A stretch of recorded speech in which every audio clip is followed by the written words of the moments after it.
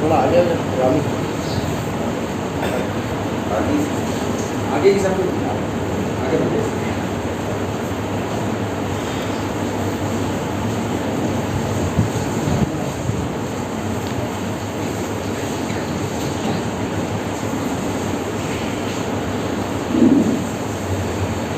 الحمدللہ رب العالمین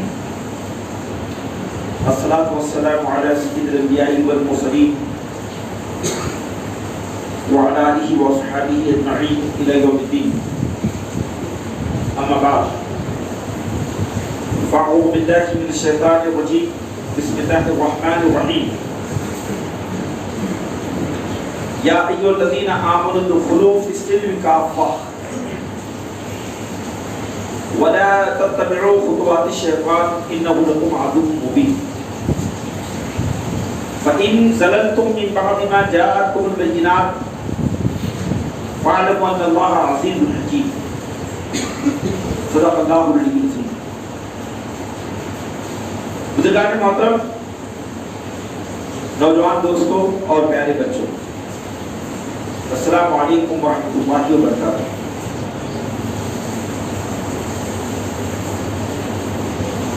آج ملک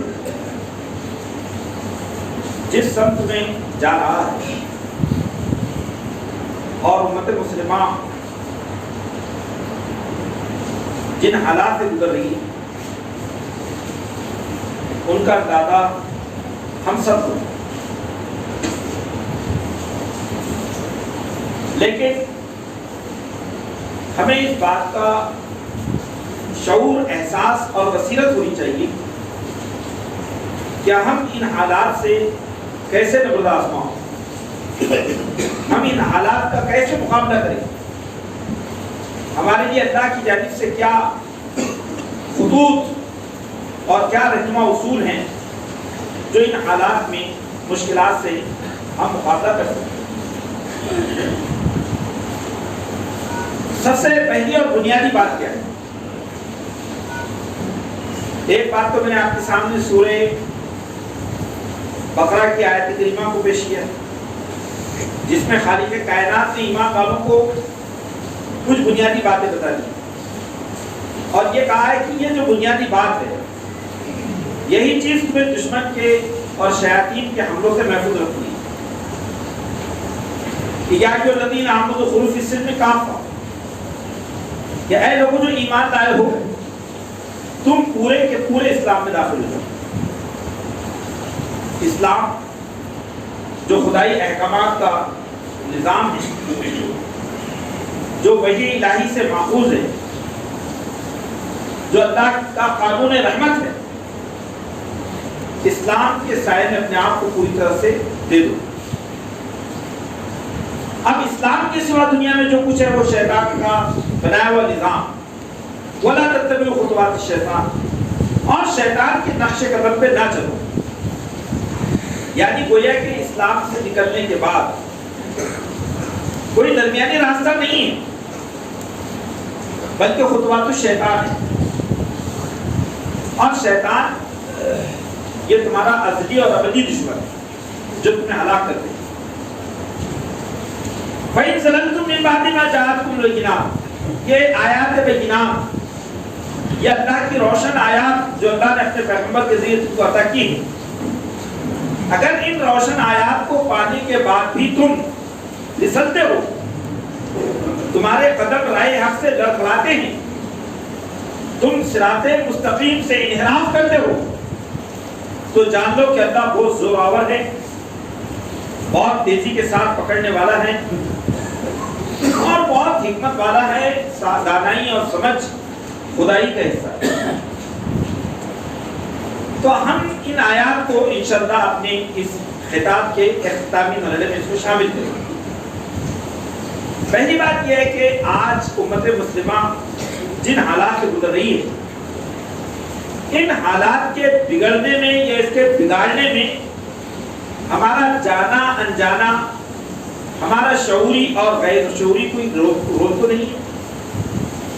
کہیں ایسا تو نہیں ہے کہ ہماری غفلتیں بھی ان مسائل کا سبب ہے. دیکھیے بہت اہم چیز، میں آپ کے سامنے چند باتیں رکھنا چاہتا ہوں قرآن کی روشنی۔ پہلی بات، قرآن یہ کہتا ہے کہ اللہ تعالیٰ کسی بھی قوم کی حالت کو اس وقت تک نہیں بدلتا، ان اللہ لا یغیر ما بقوم، جب تک وہ قوم اپنے احوال کو، اپنی کیفیات کو، اپنی صفات کو، اپنے کردار کو نہیں بدلتی، اس وقت اللہ اس قوم کی حالت کو نہیں بدلتا۔ وَإِذَا أَرَادَ اللَّهُ بِقَوْمٍ سُوءًا فَلَا مَرَدَّ لَهُ، اور جب اللہ کسی قوم پر فیصلہ عذاب کا ارادہ کر لیتا ہے تو پھر اس قوم کا خدا کے مقابلے میں کوئی ولی اور کوئی مددگار نہیں ہو سکتا۔ اس آیت کریمہ کی روشنی میں اللہ تعالیٰ کا ایک قانون قدرت ہمیں سمجھنا ہے، بہت عظیم قانون، اور اس قانون کو سمجھنا ہر فرد اور ہر قوم اور ہر جماعت کی ذمہ داری ہے۔ وہ قانون قدرت کیا ہے کہ لوگ جس حالت میں رہتے ہیں، فرد ہو یا لوگ، وہ جس حالت میں رہتے ہیں وہ اسی حالت میں رہتے ہیں۔ اللہ تعالیٰ ان کو اس حالت سے نہیں نکالے گا جب تک وہ خود اس حالت سے نکلنے کے لیے کوشاں نہ ہو۔ اگر وہ خود ان حالات سے نکالنے کے لیے اپنے آپ کی تیاری نہ کریں تو اللہ کو ان سے کوئی ایسا خصوصی لگاؤ نہیں ہے کہ اللہ انہیں ان حالات سے نکال دے، یہ اللہ کی کتاب سے نکال۔ آج ہمارے حالات کیا ہے؟ آج آپ دیکھیے کہ ہم جن حالات سے گزر رہے ہیں ان میں سب سے بڑی مصیبت اور پریشانی تو یہ ہے کہ ہم خود فراموشی اور جس کو ہم کہہ سکتے ہیں کہ اپنے منصب اور اپنے مقام سے بھولے ہوئے لوگ، ایک بڑا مسئلہ امت مسلمہ میں۔ ہماری نوجوان نسلیں، ہماری خواتین ہیں، ہمارے بزرگ ہیں، ہمارے تعلیم یافتہ افراد ہیں، ہماری تعداد کے ایک 99% لوگ ایسے ہیں کہ جو امت مسلمہ کے مقصد وجود سے بے خبر ہیں۔ یہ ایک ایسی کنڈیشن ہے کہ جس کو قرآن مجید حالت فسق سے تعبیر کرتا ہے۔ حالت فسق یعنی یہ گناہ کی حالت ہے کہ کوئی قوم اپنے مقصد وجود سے غافل ہو۔ اللہ تعالیٰ نے سورہ حشر میں یہ بات ارشاد فرمائی کہ وَلَا تَكُونُوا كَالَّذِينَ نَسُوا اللَّهَ فَأَنسَاهُمْ أَنفُسَهُمْ أُولَٰئِكَ هُمُ الْفَاسِقُونَ، تم ان لوگوں کی طرح نہ ہو جانا جو اللہ کو بھول گئے۔ جب وہ اللہ کو بھول گئے تو اللہ نے انہیں اپنے مقام، اپنی حیثیت اور اپنی خودی سے بے خبر کر دیا۔ وہ اپنے آپ سے بے خبر ہو گئے، وہ خود فراموشی کی خوفناک بیماری کا شکار بن گئے، اور اولئک هم الفاسقون، اللہ کی کتاب میں فاسق لوگ یہی ہے۔ یہ حالت فسق ہے۔ ہم اس بات کو محسوس کرتے ہیں کہ آج ہمارے پاس خودی کا جو عرفان ہے، یعنی کہ اپنی ذات کی جو پہچان ہے، اس کے لیے کوئی تگدو نہیں۔ ہمارے معلمین ہوں، ہمارے علماء ہوں، ہمارے دانشور حضرات ہوں، ہمارے تاجر ہوں، ہمارے گھر کی پڑھی لکھی خواتین ہوں، کسی کو اس بات کا شعور نہیں ہے کہ وہ امت مسلمہ کو بنیادی طور پر اس کی خودی کی پہچان دے سکے۔ علامہ اقبال رحمۃ اللہ علیہ نے یہ بات کہی تھی کہ اگر امت خودی سے محروم ہو جائیں تو یہ دراصل موت سے بری کیفیت کا نام ہے۔ تو پہلا کام کیا کرنا ہے؟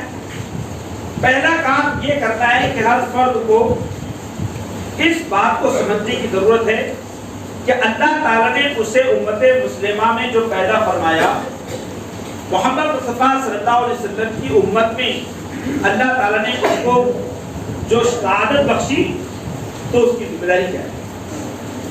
ہر فرد ہے ملت کے مقدم کا ستارہ۔ ہر فرد کو اپنے مرتبہ اور مقام کو سمجھنے کی ضرورت ہے۔ اب دیکھیں اس میں ذمہ داریاں عائد ہوتی ہیں، اس پہلو سے اگر ہم دیکھیں تو ذمہ داریاں عائد ہوتی ہیں۔ وہ ذمہ داریاں کیا ہے کہ سب سے پہلے ہم دین کو سمجھیں، ہم کتاب اللہ کا، سنت رسول اللہ کا مطالعہ کریں، ہم مختلف پوزیشن میں اپنے آپ کو سمجھیں، کہ اگر میں ایک معلم ہوں تو میری ذمہ داری کیا ہے، مسلمانوں کے تئیں میرا کردار کیا ہونا چاہیے، اگر کوئی بہن ہے، کوئی بیوی ہے، کوئی خاتون ہے، گھر کی ماں ہے، اس حیثیت پر اس کا کردار کیا ہے۔ ایک نوجوان ہے، اللہ نے اس کو غیر معمولی صلاحیتیں بخشی ہیں، وہ ان صلاحیتوں کا استعمال امت مسلمہ کے اجتماعی مقصد کے لیے، اجتماعی مشن کے لیے کیا کر سکتا ہے۔ علماء ہیں، دانشوران ہیں، تو گویا کہ ہر فرد کو اپنی ذمہ داری سمجھنے کی ضرورت ہے۔ یہ پہلی بات ہے جو قرآن ہمارے سامنے رکھتا ہے کہ اللہ تعالیٰ کسی بھی قوم کی حالت کو اس وقت تک نہیں بدلتا جب تک اس قوم میں اپنے حالات کو بدلنے کے لیے فکر نہ ہو، سنجیدگی نہ ہو۔ دوسری بات کیا ہے؟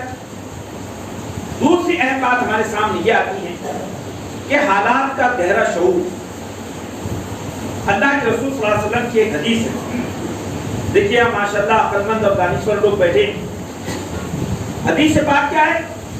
حق علی العاقل ان یکون بصیرا وعارفا بزمانہ، ایک عقلمند انسان پر یہ لازم ہے، اس پر فرض ہے، اس پر اللہ اور اس کے رسول کا حق ہے کہ وہ اپنے زمانے کی معرفت کو حاصل کرے، اپنے زمانے کی معرفت۔ کھا پی کر گھروں میں مست ہو گئے، اپنی اولاد کے ولیمے کر رہے ہیں، شادیاں کر رہے ہیں اور اپنی دولت میں مگن اور مست ہیں، اور حالات کے تقاضوں کو سمجھنے کی کوشش نہیں کر رہے ہیں، تو یاد رکھیے کہ حالات کا کوڑا اور اس کا بے رحم اس کی ضربیں، اس سے آپ بچ نہیں سکتے۔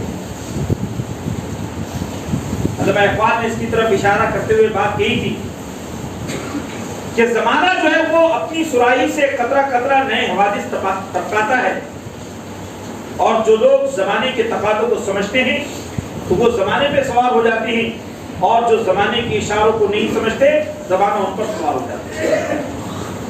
علامہ نے کہا تھا کہ میری سراہی سے قطرہ قطرہ نئے حوادث ٹپک رہے ہیں، میں اپنی تسبیح روز و شب کا شمار کرتا ہوں دانہ دانہ، اور کسی کا راکب، کسی کا مرکب، کسی کو عبرت کا تازیانہ۔ بہت بنیادی بات ہے کہ ہم زمانے کے پیچ و خم کو سمجھنے کی کوشش کریں۔ آج زمانے کے پیچ و خم کیا ہے؟ ابھی آپ دیکھیے کہ میں نے ایک بہت اہم ایک نیوز پڑھی، اس میں یہ بات سمجھ میں آئی کہ کالجز میں جو طالبات پڑھتی ہیں، مسلم طالبات، ان طالبات کو خصوصی طور پر ہدف بنایا جا رہا ہے تاکہ ان طالبات کو جو ہے غیر مسلم معاشرے کا حصہ بنایا جائے، اور ان طالبات کی عفت و عصمت اور ان کی آبرو سے کھیلا جائے۔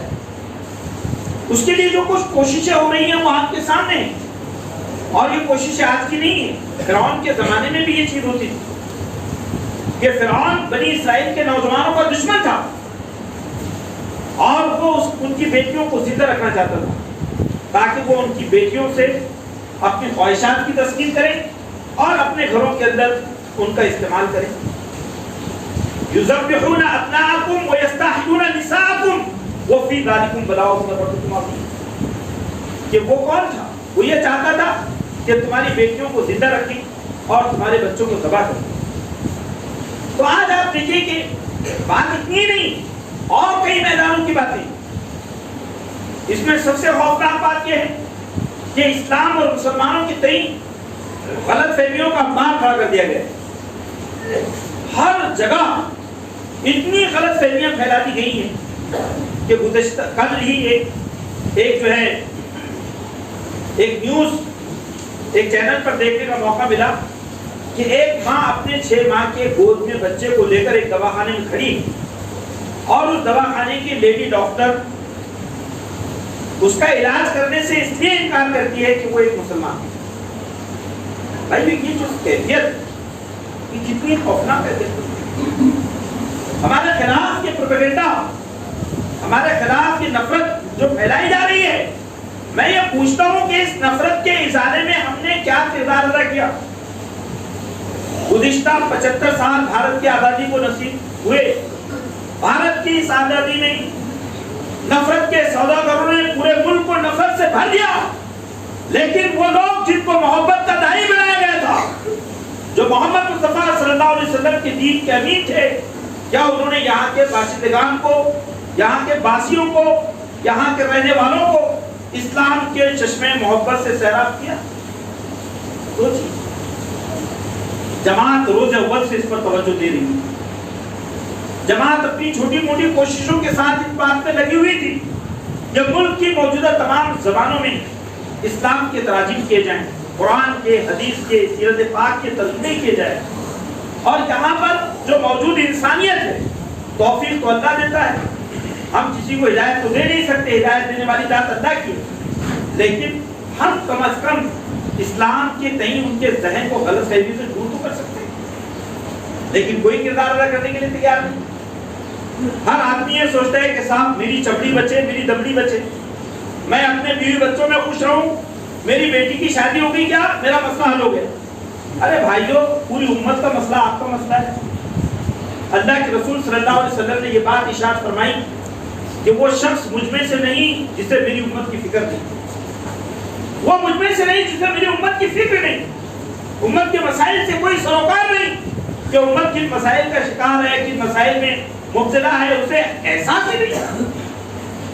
تو یہ دوسری ایک بات ہے کہ ہم حالات کے تقاضوں کو سمجھنے کی کوشش کریں، حالات کیا بات کہتے ہیں۔ بھائیو، حالات کے تقاضے میں یہ چیز شامل ہے کہ ہم اپنی نسلوں کی تربیت پر بھرپور توجہ دیں، اور ہم اپنی نسلوں کو برادران وطن کی زبانیں سکھائیں، اور ہم غیر مسلم آبادیوں سے روابط کو تیزی کے ساتھ بڑھائیں، اور ہم اپنی آمدنی کے ایک بڑے حصے کو دعوت دین، تفہیم دین، تشریح دین میں صرف کریں، اور امت مسلمہ کے داخلی جو اختلافات ہیں، جو انتشار ہیں، اس کے بھی ازالے کے لیے کوشش کریں۔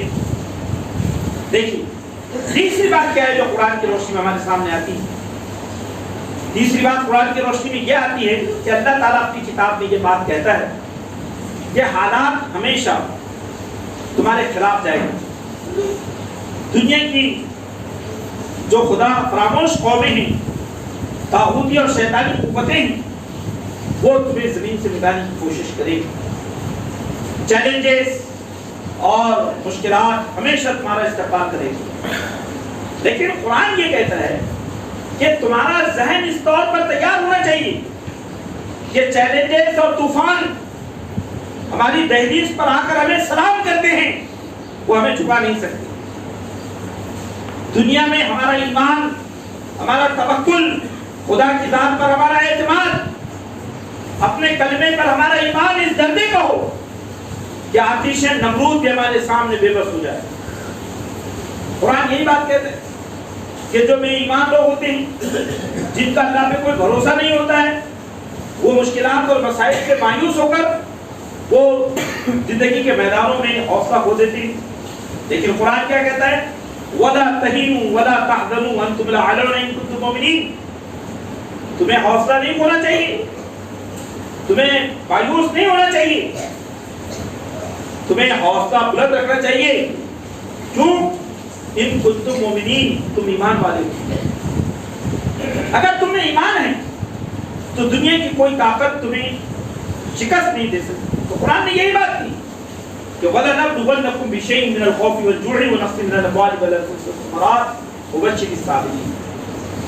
ہم ضرور ضرور تمہیں آزمائیں گے، جان و مال کے گھاٹے سے، آمدنیوں کے نقصانات سے، پھلوں کے نقصانات سے، کھیتیوں کے نقصانات سے، خوف اور بھوک کی شدتوں سے ہم تمہاری آزمائش کریں گے، لیکن جو لوگ ان آزمائشوں میں ثابت قدمی دکھائیں گے اور مصیبتوں پر کہیں گے کہ ہم اللہ ہی کے تھے اور اللہ ہی کی طرف جانے والے ہیں، تو اللہ تعالیٰ ایسے لوگوں پر اپنی عنایتوں کو، اپنی رحمتوں کو نازل فرمائے گا، اور یہ لوگ ہمیشہ سیدھے راستے پر رہیں گے۔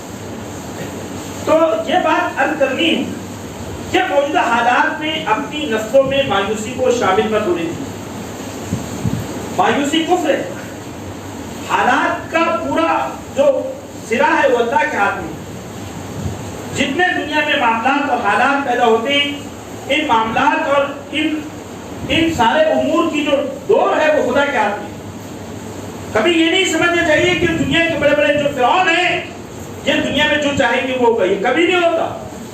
قرآن نے کیا کہا ہے سورہ شورى آیت نمبر 34 میں، فَمَا أُوتِيتُم مِّن شَيْءٍ فَمَتَاعُ الْحَيَاةِ الدُّنْيَا وَمَا عِندَ اللَّهِ خَيْرٌ وَأَبْقَىٰ لِلَّذِينَ آمَنُوا عَلَىٰ رَبِّهِمْ يَتَوَكَّلُونَ، کہ جو کچھ بھی تمہیں دنیا میں زندگی کے سامان بخشے گئے ہیں وہ چند روزہ سامان زندگی، چند روزہ سامان زندگی، وَمَا عِندَ اللَّهِ خَيْرٌ وَأَبْقَىٰ، اور جو اللہ کے پاس ہے وہ بہت بہتر ہے اور پائیدار ہے، ہمیشہ رہنے والا ہے۔ لِلَّذِينَ آمَنُوا، اور یہ ان کے لیے ہے جو ایمان لاتے ہیں اپنے رب پر، وَعَلَىٰ رَبِّهِمْ يَتَوَكَّلُونَ، اور جو اپنے رب پر توکل کرتے ہیں، اپنے رب پر توکل کرتے ہیں۔ یہ بات ہمارے سامنے ہے۔ سورہ آل عمران آیت نمبر 196 میں اللہ یہ بات ارشاد فرماتا ہے، فَلَا يَغُرَّنَّكَ تَقَلُّبُ الَّذِينَ كَفَرُوا فِي الْبِلَادِ مَتَاعٌ قَلِيلٌ ثُمَّ مَأْوَاهُمْ جَهَنَّمُ وَبِئْسَ الْمِہَادُ، کہ زمین میں ان اللہ کے نافرمانوں کی چلت پھرت، ان کی جو روز و شب کی گردشیں ہیں اور ان کا جو تکبر ہے، یہ تمہیں ہرگز دھوکے میں نہ ڈالے۔ یہ بہت طاقتور لوگ ہیں، ان کو جو کچھ بخشا گیا ہے چند روزہ سامان زندگی ہے اور پھر ان کا ٹھکانہ جہنم۔ آپ دیکھیے قرآن میں کیا بات کہی گئی فرعون کے بارے میں، کہ فرعون دنیا کی ایک ناقابل شکست طاقت تسلیم کیا جاتا تھا اور اس نے بنی اسرائیل کا پیچھا کیا۔ ظاہر سی بات ہے کہ بنی اسرائیل اس کا مقابلہ نہیں کر سکتے تھے، لیکن اللہ تعالیٰ نے اسی فرعون کو اسی کی سلطنت کے سمندر بحر احمر میں غرق کر دیا، اور دیکھتے ہی دیکھتے فرعون کی 3000 سالہ تاریخ وہ بحر احمر میں غرق ہو گئی۔ وہ اپنے لاؤ لشکر کے ساتھ تقریباً 5 لاکھ کی فوج اس کی ڈوب گئی سمندر کے اندر۔ وہ پکارتا رہا کہ میں اللہ پہ ایمان لاتا ہوں، لیکن اس کا ایمان معتبر نہیں ہوا۔ یہ چیز ہمیں سمجھنا ہے کہ اللہ تعالیٰ کی جو ذات ہے وہ ذات ہر حال میں ہمارے ساتھ ہے۔ بظاہر ایسا محسوس ہوتا ہے کہ حالات ہمارے خلاف جا رہے ہیں، لیکن اللہ کبھی اپنے بندوں کو محروم نہیں رکھتا، وہ کبھی اپنے ایمان والوں کو وہ کبھی جو ہے مایوس نہیں ہونے دیتا۔ ان اللہ مع الصابرین، وہ ہمیشہ صبر کرنے والوں کے ساتھ ہے۔